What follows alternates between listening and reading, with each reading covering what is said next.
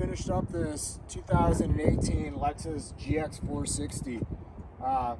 We've added some Method 701s on it. We've added some Toyo Open Country AT3s in a 285 7017. We've obviously clearance so we don't have any rubbing issues and stuff.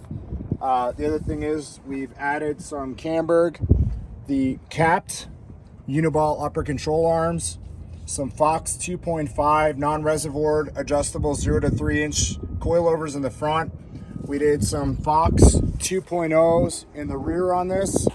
So we basically set this truck up at a full 3 inches in the front, and we've added a set of Icon 2-inch rear springs on it at the back. So we've got it sitting pretty level front to back on the way it sits. It came out really good the way it sits.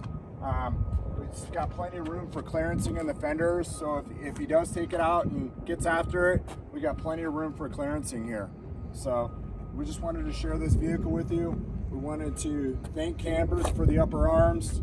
We also want to thank Camburg for the cool hat.